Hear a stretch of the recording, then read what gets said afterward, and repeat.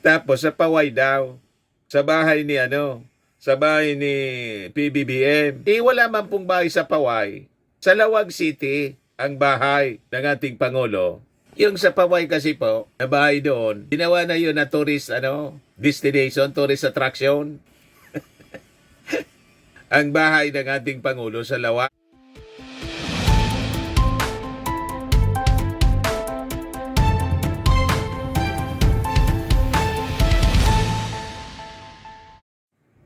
Hello po mga kababayan, si Dante Maravillas. Ano niya Mr. Maravillas, yung mga mainit na issue ngayon? Yung maleta scheme at yung industriya ng mga peking saksi. Yun ang pag-uusapan natin mga kababayan. Kasi as you know, nagpa-press con si Atty. Baligod. Pinag-present niya yung mga ex-marines daw. Na-discover po, yung 4 po doon, mga piki.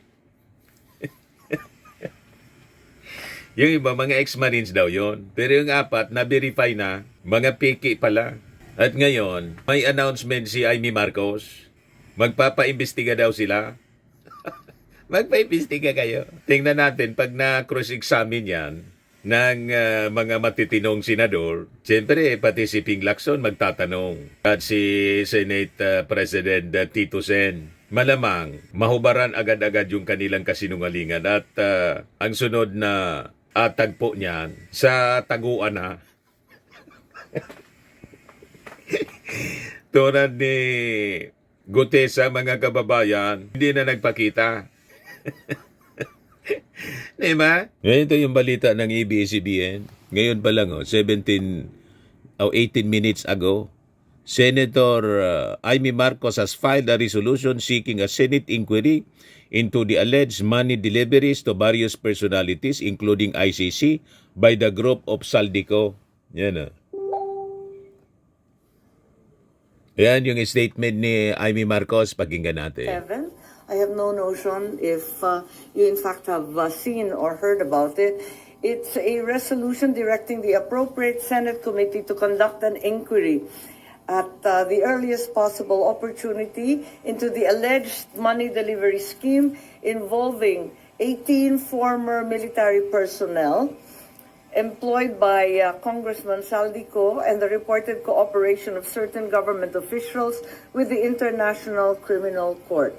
And we were all dismayed by the revelations yesterday, and as a result, I am hopeful that this will be the beginning of a very serious and comprehensive investigation which will result in charges and punishment if there are guilty parties.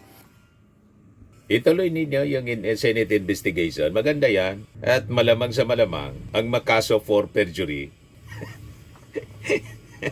yung mga witness ninyo at yung nag-present, si Atty. Baligod, nagbanta na, magpa-file down ng cyber libel, si Trillanes. Kasi si Trillanes daw yung distribute ng yung namigay ng pera, $2 million. Galit na galit si Trillanes. Ito yung post ni Belica, Greco Belica. Dapat sagutin, pero siyempre itatanggi. Dapat mag-resign, pero siyempre hindi dapat may delikadesa. Pero siyempre hindi. Dapat may delikadesa. Pero siyempre kakapit sa pwesto. Dapat isa. Ito daw yung mga tumanggap ng pera, mga kababayan. Kasama sa mga tumanggap si Martin Romualdez, si Franz Castro, si Barber, si Abante, si Paduano, si Dilima, si Sandro Marcos, si Erwin Tulfo. Yan ang mga pinangalanan.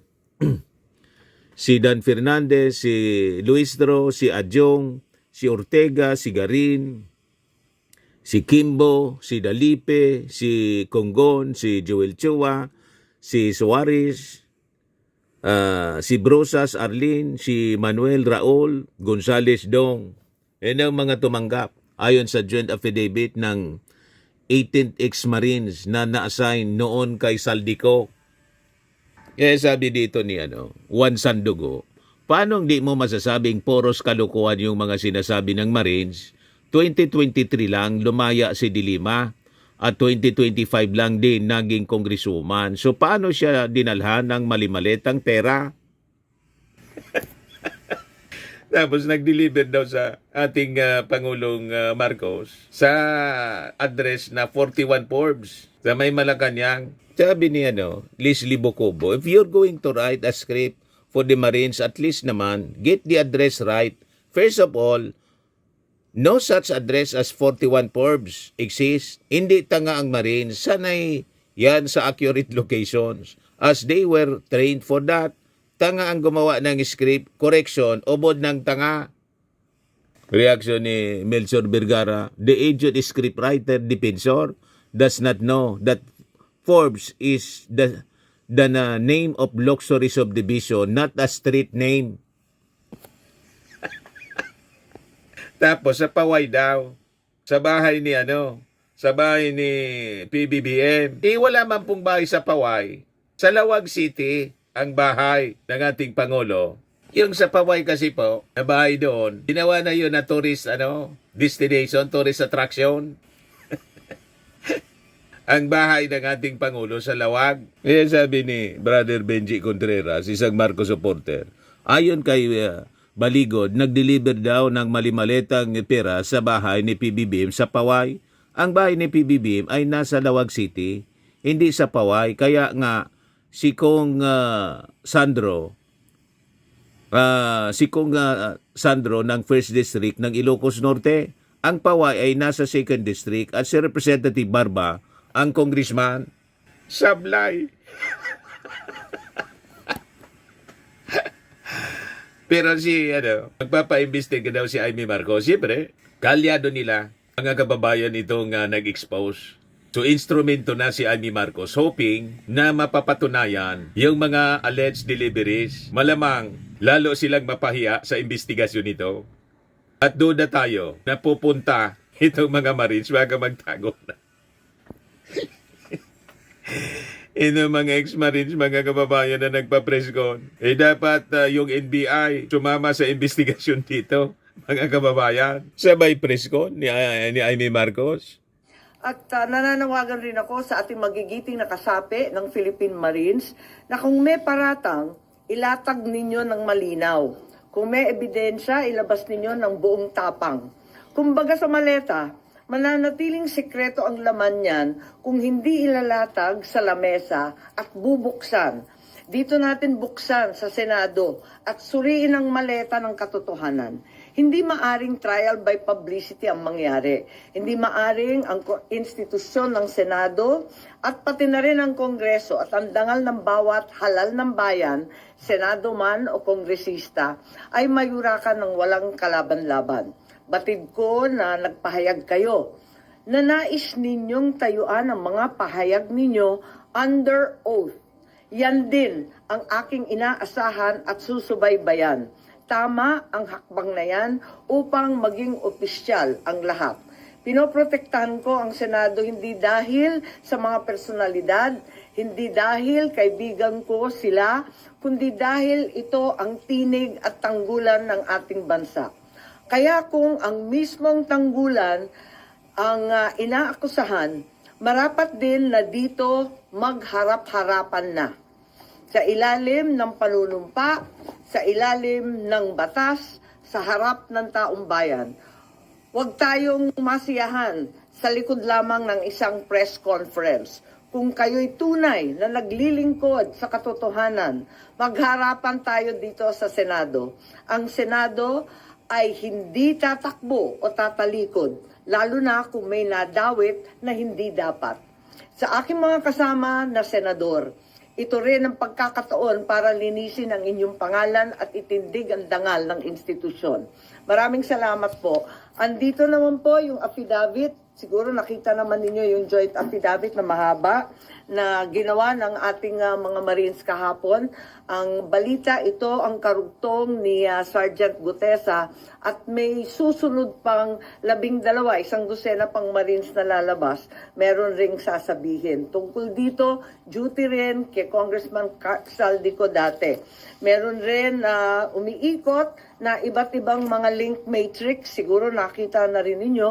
At ang talagang binibigyan ng pansin nito at dinidiin ay yung mga mastermind. Sapagkat alam naman natin lahat na hanggang ngayon, ang tinutumbok pa lamang ay yung mga small fry ika nga, yung mga dilis, yung mga maliliit at maliliit na kasangkot. Malaki man ang halaga, hindi sila yung mga tunay na mastermind. Tumbukin na ang mga mastermind at katulong natin ang ating magigiting na mga Marines. Yun lang po. Maraming salamat.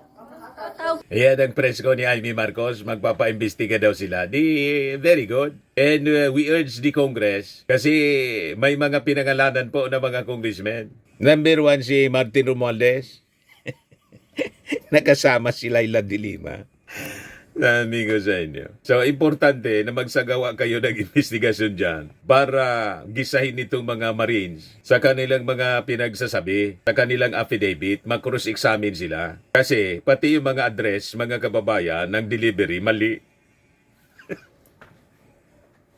Pati itong si Laila de Lima, yan ang sabi ni Juan Sandogo. Paano di mo masasabing puros kalukuhan yung mga sinasabi ng Marines? 2023 lang dumaya si De Lima at 2025 lang din naging congresswoman. So paano siya dinadalhan ng mali-malitang pera? You see, mga kababayan. Kaya sabi ni dating Senador Trillanes, ex-Marines trying to sabotage ICC pre-trial of Duterte. At itong si Balikod, mga kababayan, noon sa pork barrel, Santiago goes after Baligod, he should be disbarred. Sinama siya sa pork barrel. Isgam notorious itong si Atty. Baligod. Noong 2014, mga kababayan, kaya sabi ni Trillanes, I strongly denied claims that he received. I vehemently denied that I received $2 million or any amount from Saldico for the ICC investigation or any other purposes, sabi po ni Trillanes. This is an attempt to discredit the ongoing ICC proceedings, adding that he would not allow what he called a smear campaign to derail the case. Trillanes dismissed the story as blatant lies meant to sow confusion and weaken the prosecution's case against Duterte before the ICC. This is not you to me. I will not be distracted. Hahabulin ko kayo. Magpa-file siya ng cyber libel complaints against lawyer Levi Baligod, former lawmaker Mike Defensor, broadcaster Jason Sa, and the 18 former soldiers and others who he claimed were maliciously spreading the allegations online. Malamang, mamaya, baka may gumalaw na rin sa Congress para ipatawag itong si Atty. Baligod tapos yung mga witnesses niya para mag-isa, mga kababayan, kung totoo yung mga pinagsasabi nila. Oh, this is just a propaganda para i-smear yung ating Pangulo. Pinulitika nila, siraan yung ating Pangulo. Yan ang strategy nila dito sa kaso ng ICC laban kay Sara Duterte, ay kay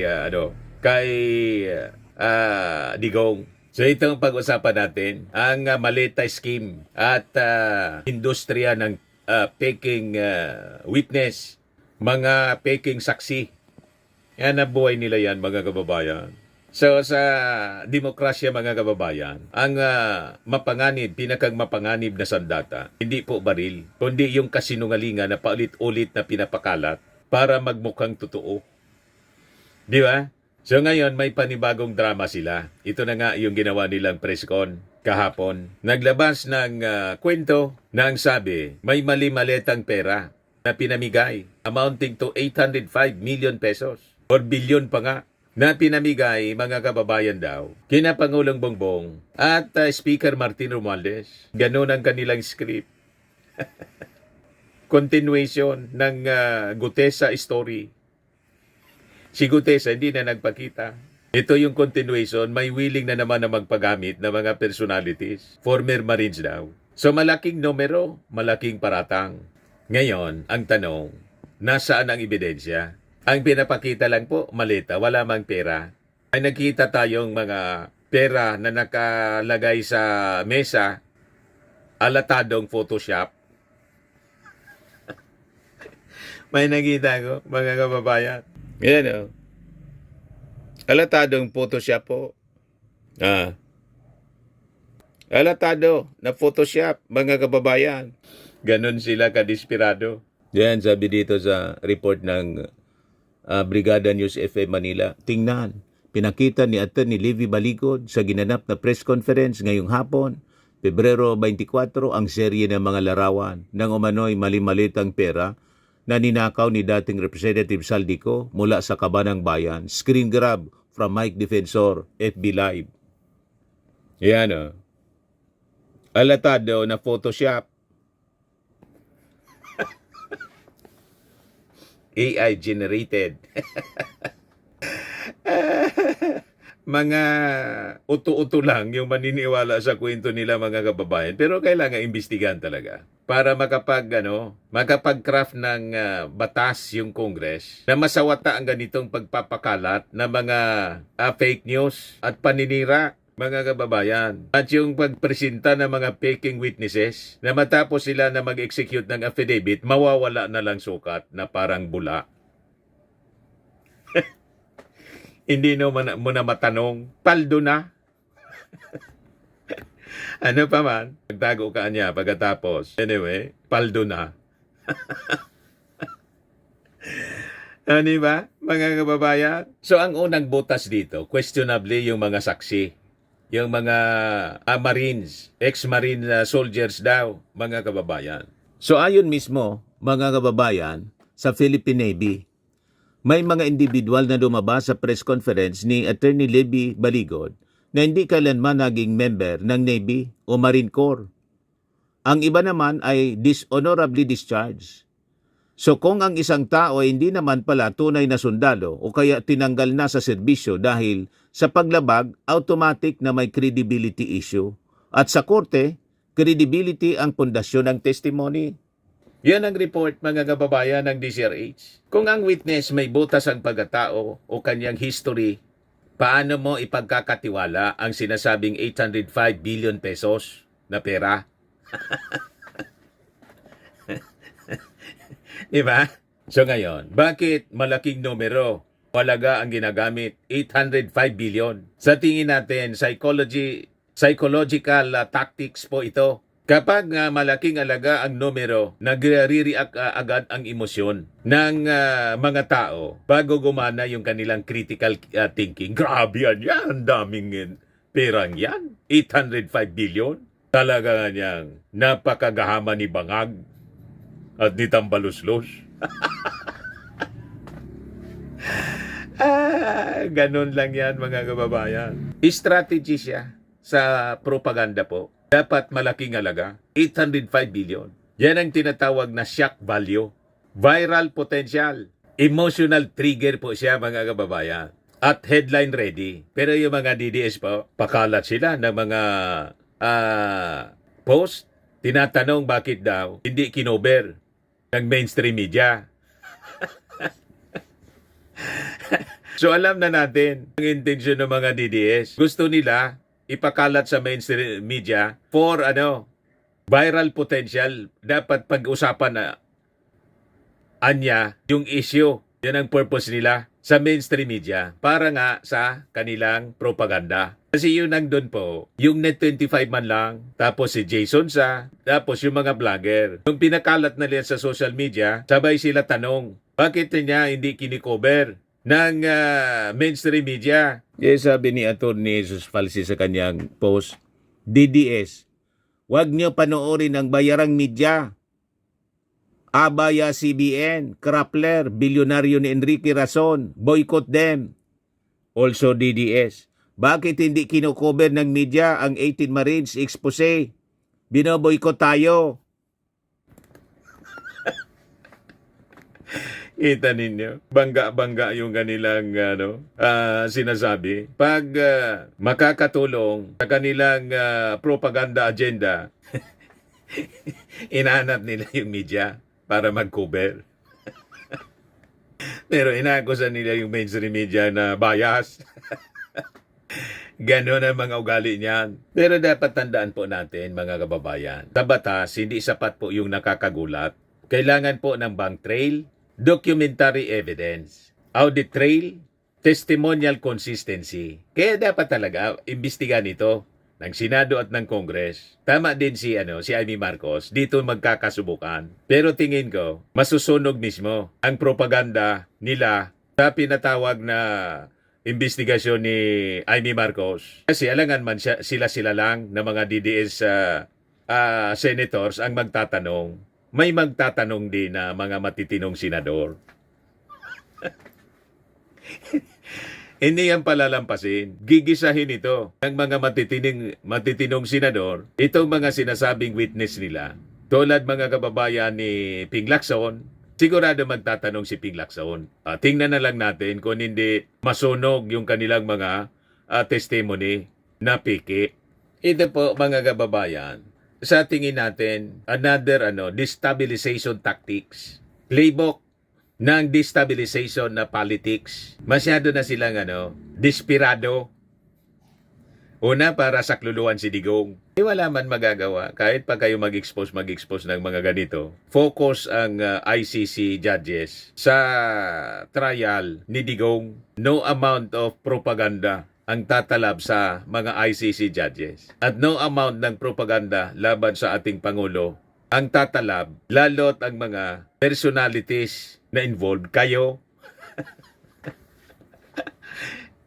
na alam natin hindi credible kayo mismo. So nakikita natin ang classic playbook ng destabilization politics, mga kababayan. O na maglabas ng whistleblower, gumamit ng military o uniform men para niya credible. May authority ang dating kasi ex-marina niya, walang politika. What? Huwag kami then magpa-presscon. Ikalat sa social media tulad ng ginagawa nila ngayon, ulit-ulitin ang propagandang kasunungalingan para magmukhang katotohanan. Alam na namin yan na playbook ninyo. So sa totoo lang mga kababayan, sa tingin natin, hindi po to legal strategy, kundi psychological operation. Sino yung target audience nila? Yung mga taong galit, yung mga taong emosyonal, at hindi sanay mag-verify bago mag-share. In short, mga DDS, ganun sila. Diba, yung mga DDS, mga emosyonal, hindi nag-iisip. Kasi ganun din yung idol nila, hindi nag-iisip. Kaya nga po na nakulong si Digong. Kasi kung nag-iisip siya ng matino, hindi siya nakulong. Ganun din si Sara, hindi nag-iisip ng matino. Nandyan sa kanila, yabang. Ayun, patong-patong na impeachment case ang kinakaharap. You see? So, diretsahan na mga kababayan. May segment kasi ng hardcore na mga DDS na talagang hindi sila nagpa-fact check. Ang mahalaga sa kanila, narrative.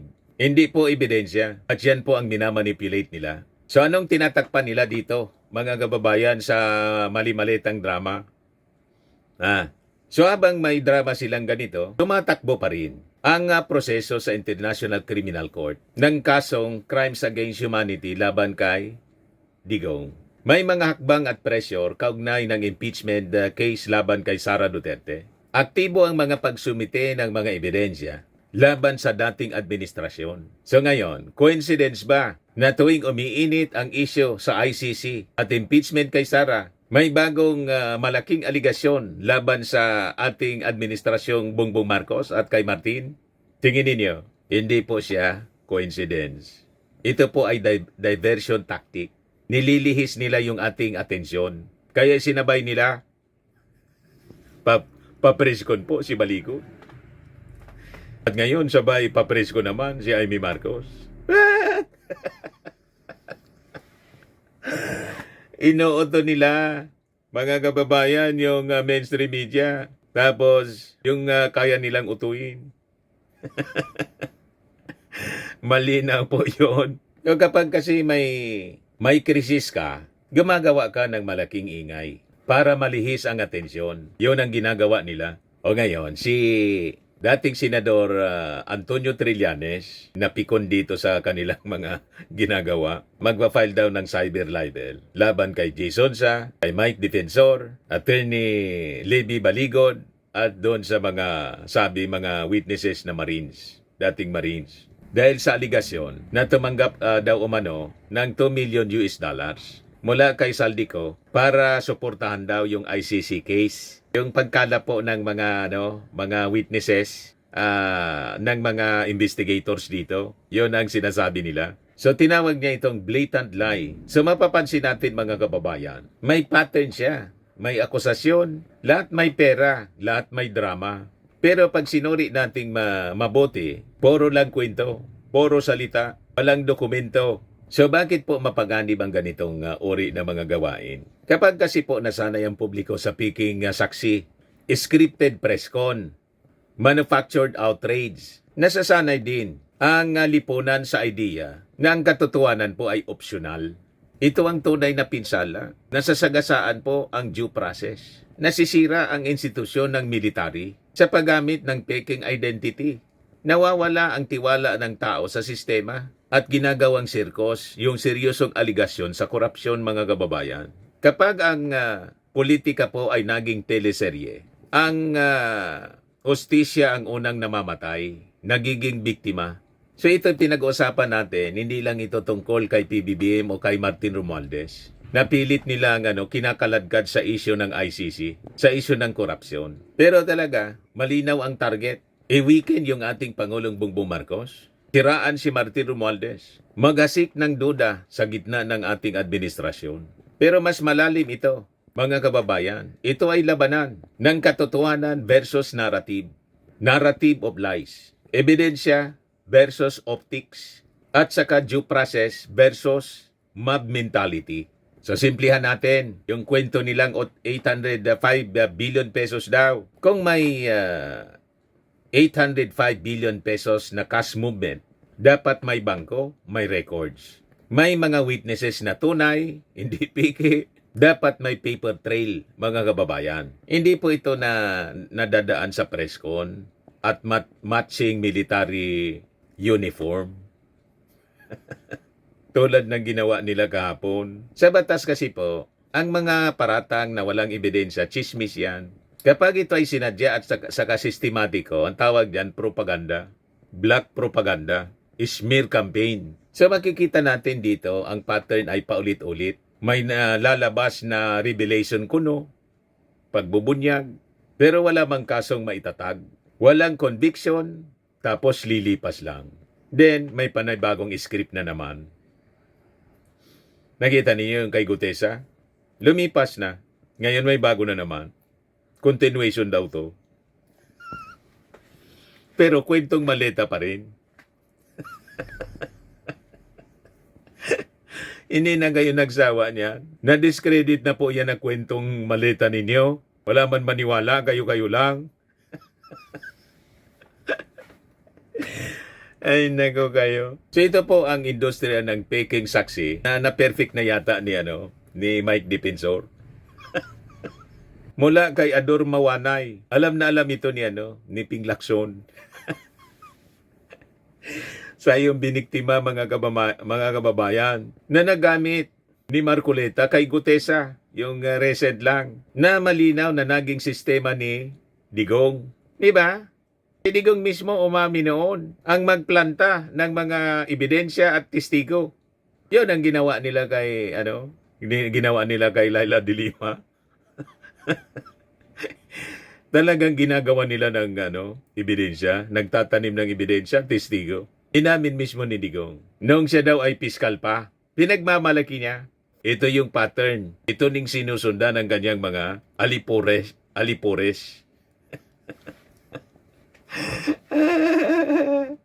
Mahilig gumawa ng kwento po, pero hindi umobra yung kwento niya. Mga kababayan, pagyayabang niya sa mga ICC judges, siguradong makukonfirm yung kaso. Crimes against humanity. So tandaan natin mga kababayan, hindi nadadaan sa mali-malitang sinasabi nila ang katotohanan. Hindi po nadadaan sa uniforme ang credibility. at hindi po nadadaan sa mga papresko ninyo ang hustisya. Kasi kung may ebidensya kayo, dalhin ninyo sa korte, hindi sa preskon.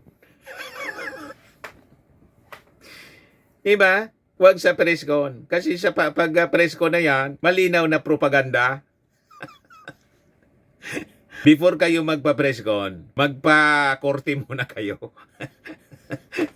I-file ninyo yung kaso para ma-examine ng mga abogado, ma-cross-examine. Hindi puro kayo pa-preskon. Kung wala man pong ebidensya, tigilan na ninyo yung panlilinlang kasi sunog na kayo. Basang-basa na ang papel ninyo. Kilala na namin ang karakas ninyo. Kasi po mga kababayan, kung propaganda lang lagi ang maingay, taong bayan po naiipit at nasasagasaan. Nako-confuse yung mga tao. Bagay, yun talaga yung purpose nila, dituhin ang tao. Yan talaga ang gusto nilang mangyari. Para mapagtakpan yung katotohanan na lumilitaw na po sa ngayon dahil sa impeachment complaint na tatalakayin na po sa Kongreso laban kay Sara. So magsisilabasa na yung katotohanan doon. At siyempre yung full-blown trial sa kasong crimes against humanity laban kay Digong. Ang katotohanan po, gaanon man ninyo pagtakpan, lalabas at lalabas rin. Yan ang biblical po. Nothing concealed which shall not be revealed, or hidden which shall not be made known. Sa Bicol po, daing tagong hilom na daing mabubulgar. Ayaw ninyong maniwala? Ituloy lang ninyo yung mga kasinungalingan ninyo. Malalantad rin yan sa tamang panahon. Kaya sabi ni Atty. Jesus Falses, binigyan daw ng 18 Marines si Laila de Lima ng millions in maleta sometime 2022 to 2025 sa utos ni Saldico. Nakakulong pa si de Lima until November 2023. And naging congresswoman lang siya last year. Ba't naman siya bibigyan ng maleta? Wow, mali.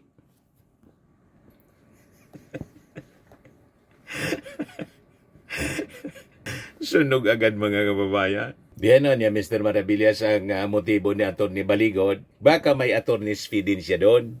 Tulad ni Atty. Kaufman. Abogado, di ba? Ang bayad, attorney's fee. Alangan man, libre. Ano yung ba po? Ganon. Sa mga naghanap ng malinis and spacious fitness gym, pumunta lang po kayo sa aming Colossal Fitness Gym. We also offer Grab Car Rental with our brand new 2023 model ng Toyota Innova. We also accept booking for those who are planning to travel via PAL, Cebu Pacific, and other airline companies, local and international, and bills payment for Meralco Bills, PLDT, Aleco Bills, etc. Ang Colossal Fitness Gym is located at 3rd floor Security Bank Building, Landco Business Park, Legazpi City, Albay. For inquiries, look for Chilon Maravillas. Contact number 0966-802-0949. Yan yung aming Innova. Lagi na pong matao sa amin. Pati mga foreigners po, tingnan ninyo. Mga British tourists sila. Ang lalaki ng katawan na, mga kababayan, nag-gym sa amin. Ito naman po, Indian National. Ito mga mga European sila. Ito naman yung bago naming product na binibenta online, Eye Glow Serum. Whitening po siya galing sa South Korea. Tingnan ninyo yung epekto sa aking anak na architect entrepreneur, Riz Maravillas. For inquiries, look for Riz Maravillas on FB. Ito naman po, Fairmax Firming and Lifting Cream, pinapahid sa mga pulses in other affected area. Ayan po ito sa mga pains at paninigas ng mga kasukasuan. Ito po, Automax Radiant Serum. Sa mukha naman yung application. Anti-aging po siya. You will look 10 years younger than your age. Ito naman po yung bagong product naming binibenta online. I am worldwide amazing pure organic barley powdered drink mix from Australia. Mainam po ito sa mga cancer patients. Sabi ni Yolitan, ovarian cancer survivor po siya. Barley did not just save my life, it gave me a new life. In 2019, Yoli faced the fight of her life through surgery in harsh chemotherapy. I am worldwide amazing pure organic barley became her source of strength. It boosted her immune system when she needed it most and gave her the energy to keep going. 100% organic siya, immune system booster, trusted by survivors. For inquiries, dumiretso na lang kayo sa aking anak na architect entrepreneur, Riz Maravillas. Sa mga gusto din na mga kababayan nitong Dream Home, smart, prefab, fast to install, movable and expandable, eco-friendly po. Dream Home with affordable cost. For only 175,000 pesos per unit, lilipat ka na lang. Perfect para sa mga vacant lot or business space. 3 by 6 meter, 18 square meter, 9 feet high po siya. Best for apartment, Airbnb, resorts and beach houses, mini coffee shop, business, construction site, offices, barracks, office building, dormitory building, hotel room, accommodation, beach houses, warehouse, stockroom, restaurant, food stalls, business, hospital, clinic, staff houses. Ang inclusion niya po, electric wiring, light switch outlet, 2 UPVC, window, 1 steel door, galvanized frame, cement board flooring with insulation installed in walls and ceiling. Para sa installation and delivery fee will depend on your location here in Bicol. Contact link ninyo lang po ang aking anak sa number niya 0977-098-8884. Sa mga mahilig naman po sa mga imported bags and wallets, dumiretso na lang kayo kay Ma'am Eileen Rosales, Eileen Closet po. Naka-base siya po sa Amerika. Yan yung kanyang online selling. Sa mga mahilig naman po magpa-spa, dumiretso na lang kayo. Try ninyo dito sa Pamper City, the Medical Aesthetics and Wellness Center. Matatagpuan sa Isiana City, Parañaque City, Metro Manila. Pamper City by OMG, your luxury escape.